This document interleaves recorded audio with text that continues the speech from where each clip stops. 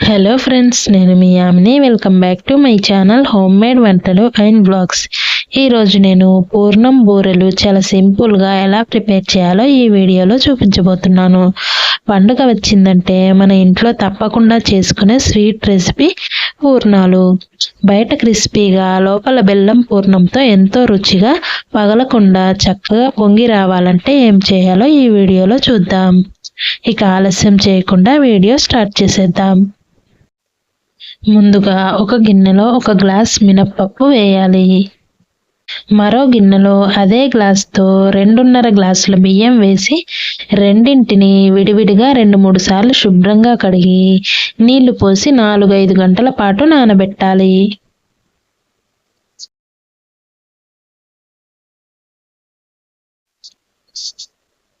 4 గంటల తర్వాత చూడండి, మినప్పప్పు చక్కగా నానిపోయింది. ఇప్పుడు వీటిని మిక్సీ జార్లో వాటర్ రాకుండా వేయాలి. తర్వాత సరిపడా నీళ్లు పోసి పిండిని గట్టిగా బరక లేకుండా స్మూత్గా గ్రైండ్ చేయాలి. చూడండి, ఇలా గ్రైండ్ చేసుకోవాలి. ఇప్పుడు దీనిని ఒక గిన్నెలోకి వేయాలి.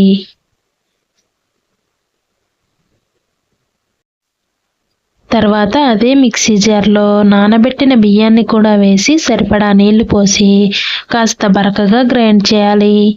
ఇలా బియ్యాన్ని లైట్గా బరకగా గ్రైండ్ చేసుకుంటే బూరెలు పైన క్రిస్పీగా వస్తాయి.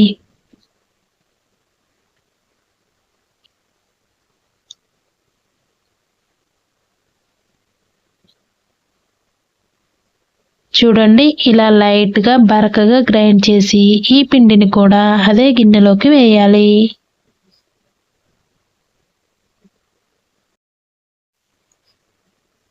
ఇప్పుడు ఇందులోకి రుచికి సరిపడా సాల్ట్, బూరెలు పైన లేయర్ చప్పగా ఉండకుండా 2 స్పూన్ల చక్కెర వేసి బాగా కలపాలి. మీరు చక్కెరకు బదులుగా బెల్లం కూడా వేసుకోవచ్చు. చూడండి, పిండి ఈ కన్సిస్టెన్సీలో ఉండాలి.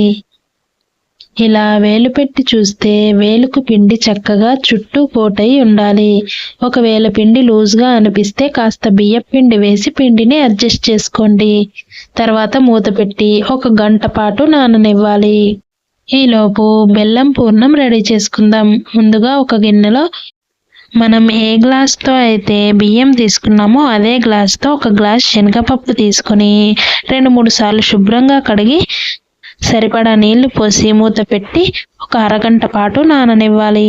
చూడండి, అరగంట తర్వాత చక్కగా నానిపోయాయి. ఇప్పుడు వీటిని కుక్కర్లో వేసుకోవాలి.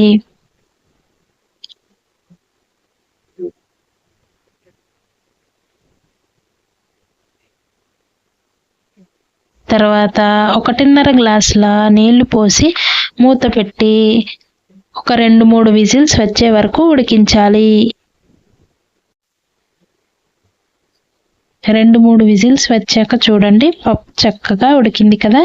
ఇప్పుడు వీటిని వాటర్ లేకుండా చిల్లులు గిన్నెలో వేసి కాస్త చల్లారాక మిక్సీ జార్లో వేసి కాస్త పలుకుగా గ్రైండ్ చేయాలి.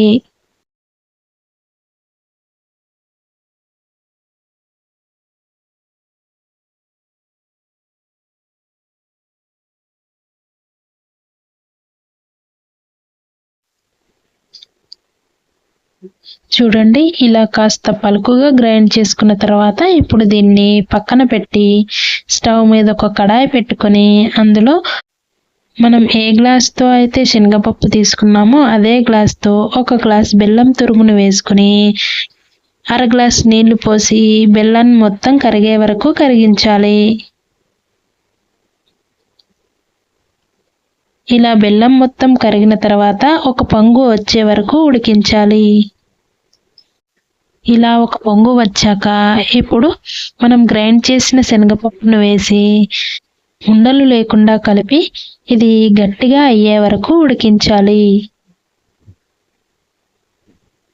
మంటను లో ఫ్లేమ్లో పెట్టుకొని ఇలా కలుపుతూ దగ్గర పడే వరకు ఉడికించాలి. ఇలా కాస్త దగ్గర పడ్డాక ఇప్పుడు మంచి ఫ్లేవర్ కోసం కొద్దిగా యాలకుల పొడి వేసి మిక్స్ చేయాలి.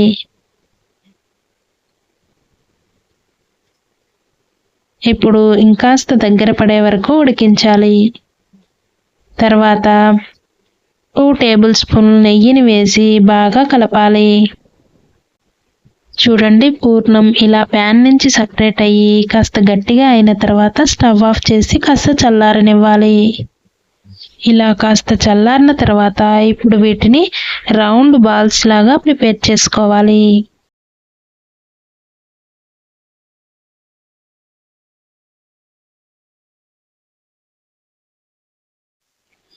ఇలా అన్నీ ప్రిపేర్ చేసుకొని పక్కన పెట్టుకోవాలి. ఇప్పుడు 1 గంట తర్వాత చూడండి, పిండి చక్కగా నానిపోయింది. ఇప్పుడు ఇందులోకి బూరెలు చక్కగా పొంగడానికి 1/2 టీ స్పూన్ వంట సోడా వేసి బాగా కలుపుకోవాలి. ఇప్పుడు ఒక్కొక్క పూర్ణాన్ని తీసుకొని పిండిలో వేసి ఎక్కడా గ్యాప్ లేకుండా కోట్ చేయాలి. మీరు వీటిని చేత్తో అయినా వేసుకోవచ్చు, లేదా ఇలా స్పూన్తో అయినా వేసుకోవచ్చు. ఇప్పుడు దీనిని కాగుతున్న ఆయిల్లో వేసి వెంటనే కదపకుండా తర్వాత అటు ఇటు తిప్పుకుంటూ మంచి గోల్డెన్ కలర్ వచ్చే వరకు ఫ్రై చేయాలి. గుర్తుపెట్టుకోండి, వేసేటప్పుడు పూర్ణం కనిపించకుండా పిండి మొత్తాన్ని కోట్ చేయాలి. లేదంటే ఆయిల్లో వేయగానే పూర్ణం బయటకు వచ్చి ఆయిల్ మొత్తం పాడవుతుంది. కాబట్టి జాగ్రత్తగా వేయాలి.